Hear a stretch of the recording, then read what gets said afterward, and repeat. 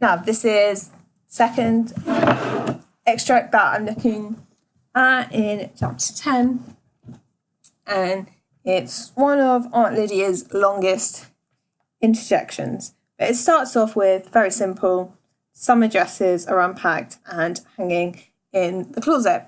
Might just be me, but the idea of even hanging in the closet, there's the sense of temptation, the temptation to wear them, but also the temptation for handmaids to hang themselves. There are 2 of them, not many, they're not well provided for, and they're pure cotton, which is better than synthetics like the cheaper ones. So that suggests either the fact that she's got a high-ranking commander, which we later find out, or possibly the idea that there are different grades of handmade, or that it's luck whether you get pure cotton or synthetic. But she still complains, saying it's muggy in July and August. And when I'm saying she complains, I'm not saying she doesn't have reason to. I don't think I would want to wear a full-length dress with long sleeves throughout the whole of July and August, especially as this is set in America, not the UK, where they probably have, in general, better weather. So Aunt Lydia, as always, is able to find out the positives in this, and she emphasises that by talking about the ways women used to act, by using words such as oiling themselves. That almost compares women to cars. It certainly dehumanises them.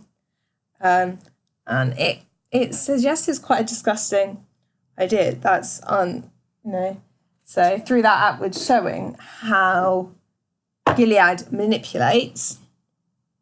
And it is also furthered by the idea that if they're oiling themselves, Gilead's suggesting that it is the woman's fault. Comparing them to roast meat on a spit is very aggressive. It's effectively comparing them to pigs, and again saying that women are not worthy. The idea that they would be out in public with legs and not even stockings on them suggests that women were provocative.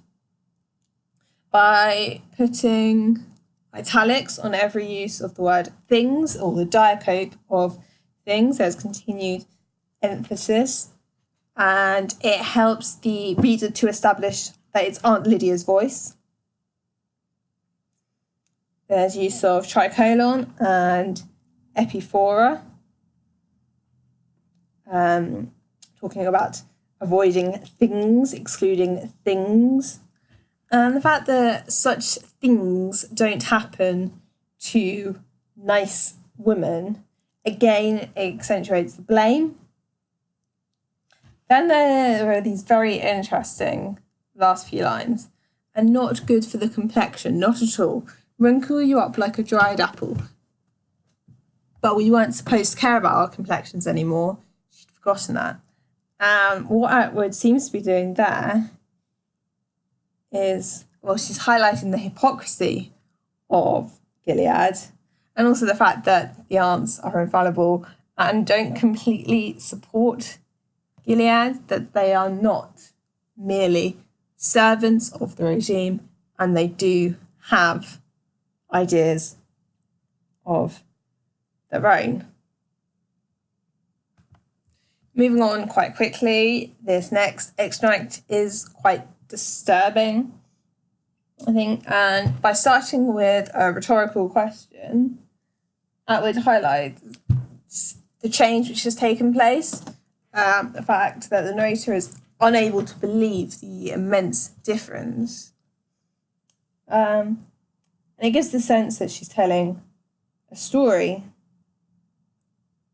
And then she begins this philosophical idea. Everyone does most of the time whatever is going on is usual. Even this is as usual now. And this will be related back to later after the salvaging, when the narrator comments on how things are back to normal.